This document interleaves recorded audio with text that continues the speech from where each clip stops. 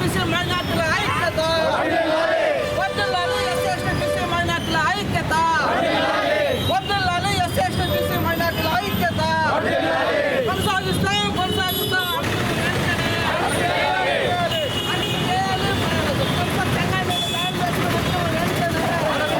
నా పేరు Janaki Prasad, Bahujan Samaj party state general secretary. ఈరోజు డాక్టర్ బిఆర్ అంబేద్కర్ గారి విగ్రహం వద్ద నిరసన కార్యక్రమాన్ని చేస్తున్నాం.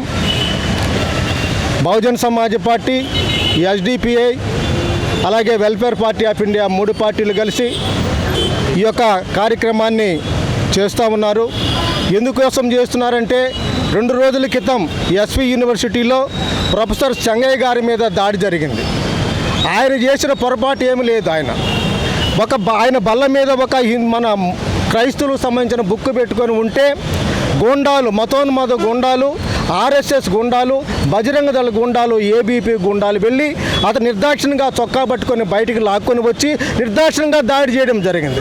ఆయన బయటకు వస్తే మరలా వాళ్ళ కారును కూడా ధ్వంసం చేసి చేయడం జరిగింది. మిత్రులారా, చిన్న మత స్వేచ్ఛ ఉంది ఈ భారతదేశంలో. రాజ్యాంగం కల్పించింది మత స్వేచ్ఛ, రాజ్యాంగం కల్పించింది ప్రతి భారతీయుడు మతాన్ని ప్రచారం చేసుకోవచ్చు, మతాన్ని స్వీకరించవచ్చు మిత్రులారా. కానీ ఈరోజు దుర్మార్గంగా నరేంద్ర మోడీ భారతదేశంలోకి అధికారంలోకి వచ్చినప్పటి నుంచి కూడా ఈ భారతదేశంలో ఉన్న మైనార్టీల మీద దాడులు జరుగుతూ ఉన్నాయి. మీరు చూస్తూ ఉన్నారు. ఇప్పుడు దాకా మణిపూర్ కాలిపోతూనే ఉంది. మణిపూర్లో క్రైస్తవులు నిరంకుశంగా కాలుస్తున్నారు.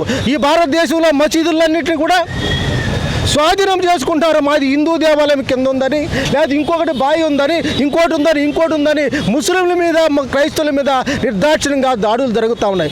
ఎంతకాలం ఉపేక్షించాలి ఈ బహుజనులు? 185 మందిగా ఉన్న ఎస్సీ ఎస్టీ బీసీ మైనార్టీలు ఎంతకాలం ఉపేక్షించాలా? మీరే చెప్పాలి, ప్రజలే చెప్పాలి. ఏమిటి ఈ దాడులు? కొన్ని వేల మంది అక్కడ చచ్చిపోతా ఉంటే బీజేపీ ప్రభుత్వం మణిపూర్లో పట్టించుకోవడంలే. ఏంటంటే ఒక ప్రొఫెసర్ని, గ్రాడ్యుయేట్ని, ఒక ప్రొఫెసర్ని తీసుకొచ్చి బయటకు వచ్చి వీధిలో పడి కొట్టడం ఏంటండి? ఇదేనా మీరు నీతి? రాజ్యాంగం ఇదే చెప్పిందా? మీరు అదే రాజ్యాంగం మీద ప్రమాణం చేసి మీరు అధికారాన్ని స్వీకరించింది? అర్థం కావట్లేదా మీకు?